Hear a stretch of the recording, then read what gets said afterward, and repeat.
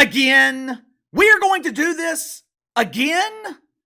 Clearly, the Olympics did not learn their lesson the first time. Do you guys remember the Tokyo Olympics in 2020, which actually took place in the summer of 2021 because Aunt Fauci was busy spreading his love around the world? Do you guys remember the Tokyo Olympics?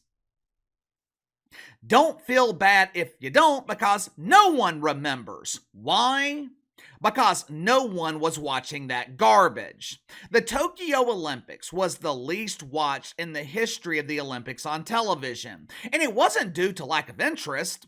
One of the reasons that the Olympics are so popular is because women enjoy watching them. Me personally, I could not care less about the Olympics. I think it's boring. Most of the events painfully boring. No disrespect to the athletes. I know they work hard. I know they train for years to compete at the Olympics, but I'm just not entertained watching some dude from northern Siberia jumping over hurdles. It would be more entertaining if the hurdles jumped up too, knocking the dude over in midair. I would watch that at least for a few minutes, but I have never found the Olympics to be compelling. Swimming, running, jumping. Who cares? I'm sure there are a lot of dudes that feel the same way I do, but women love the Olympics. But in the summer of 2021, millions of women decided they'd had enough. Millions of women turned the Olympics off. And the reason they turned it off is the same reason the Olympics will draw record low ratings again this year if something doesn't drastically change. If you haven't already, make sure to like and subscribe. You can follow me on Twitter at KC_BTL84. I don't remember a damn thing about the Tokyo Olympics. I don't remember who won the most gold medals. I don't remember who was competing on Team USA in basketball. The only thing I remember about the Tokyo Olympics is America being humiliated on a global stage. I remember the inspiration of prepubescent boys, Meg Rapinoe, kneeling for the national anthem, showing her support and trying to raise money so the leaders of Black Lives Matter could buy another mansion. I remember Gwen Berry. Gwendolyn! Do you guys remember Gwendolyn? Let me refresh your memory. Here is the lovely Glenn protesting at the Olympics. Well, Casey, what was she protesting? Who in the hell knows? I don't think Gwendolyn knows what the hell she was protesting. Maybe she was protesting against Maybelline for selling her that atrocious lipstick. Gwendolyn, she qualified for the Olympics by throwing hammers. Since when did throwing hammers become an Olympic event? If that's an Olympic event, I would be qualified. Every time I use a hammer, I find myself throwing it after the damn thing smashes my fingers. Gwendolyn humiliated America by using the Olympic platform to combat mythical racism. She also humiliated herself by being a huge embarrassing failure and finishing dead last. Another thing I remember about the Tokyo Olympics is the prestigious achievement of another first. And you guys know how much the shit fucks love first. Laurel Hubbard. She became the first transgender woman to compete in the powerlifting event. This is a sign of progress. Woohoo! Yes, yes, yes. Are you starting to understand why the Tokyo Olympics set record low ratings? Are you starting to understand why the Tokyo Olympics were a huge embarrassing failure? Going into the Paris Olympics, I thought we were starting to see a shift away from politics back to athletes being proud to represent their country.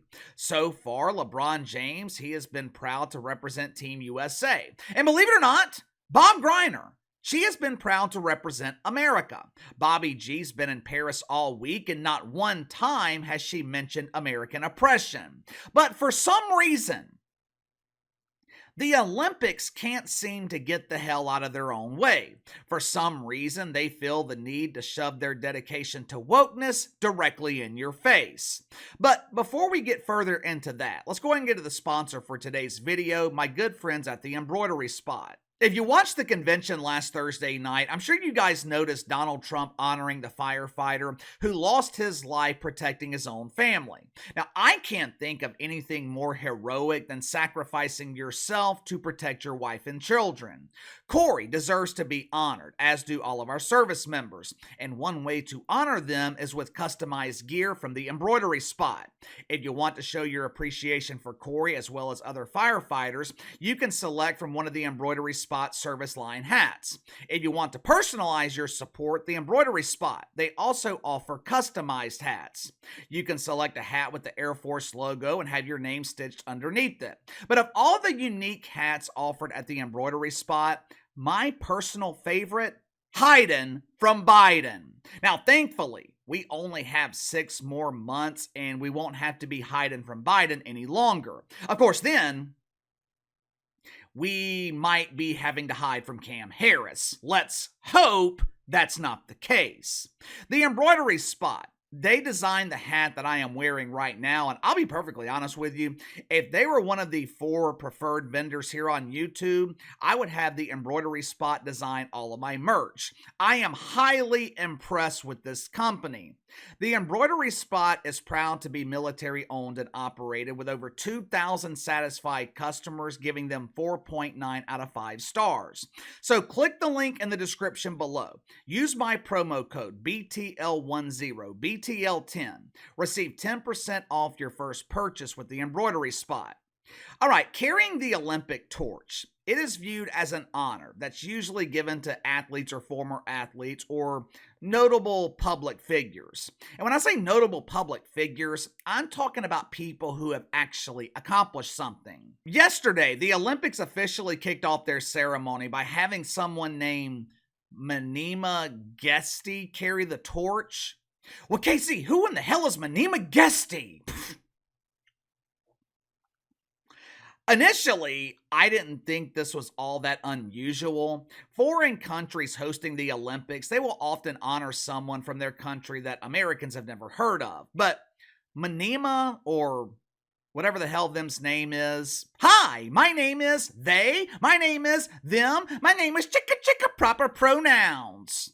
The Olympics, they decided to give this former prestigious honor to a French drag queen.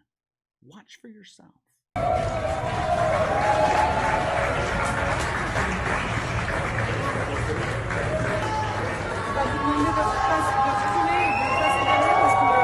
Let me ask you something. What was the purpose of this? I'm sure you noticed the lack of crowd, and there was a reason for that. There was so much backlash on social media, they had to close this event to the public. So I'll ask you again. What was the purpose of this? Outside of shoving identity politics in our face, what was the reason for doing this? I'm looking at this purely from a business perspective. The Olympics, they exist for one reason and one reason only: make money. Clearly, a lot of people in France were pissed off about this. Otherwise, the event would have been open to the public. If your purpose is to make money, why are you doing something that is guaranteed to piss people off?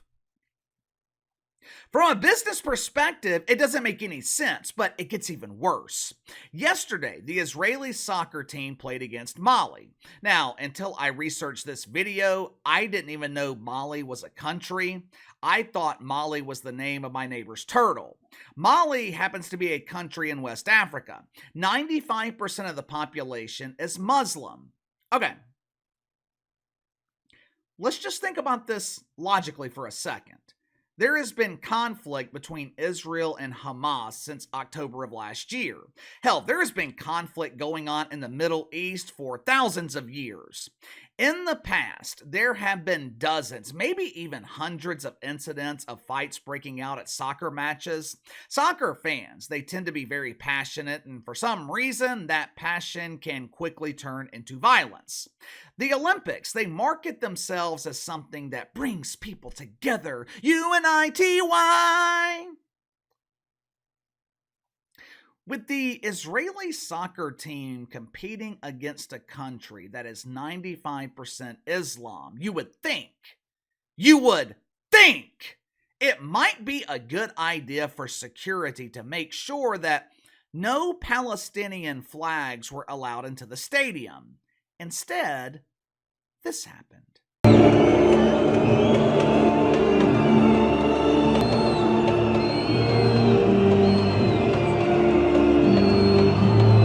Booing during the Israeli national anthem, that's bad enough. It's disrespectful, it's embarrassing, but there's really nothing they can do about that. It's not like they can muzzle people at the gate and force them to be silent. But did you really have to allow dozens, maybe even hundreds of Palestinian flags into the building? Really?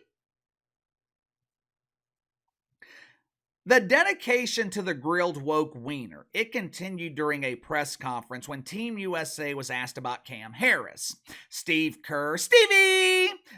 Curry, they were asked about Cam Harris running for president. What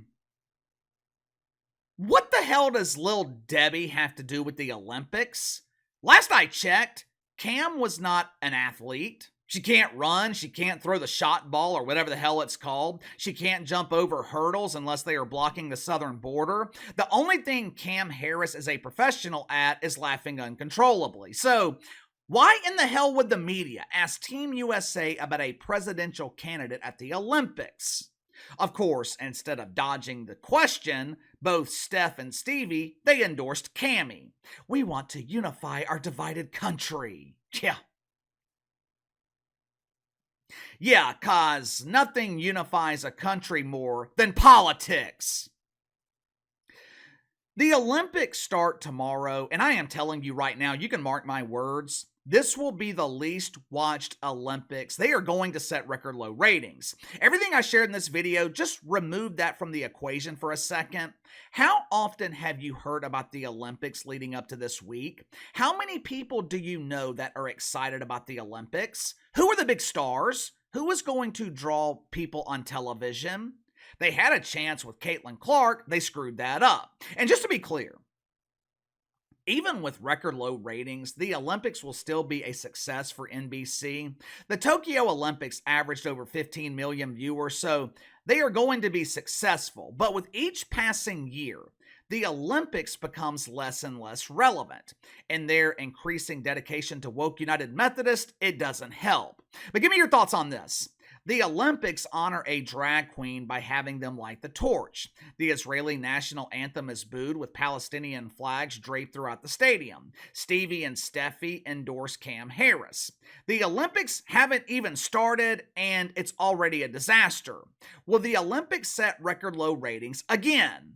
Are they losing relevance, and does anyone care anymore about the Olympics? You let me know. Sound off in the comments below. Like, subscribe, share the video. Appreciate your support. Best way to contact me is by email at btlkc84@gmail.com, and I'll see you guys tomorrow.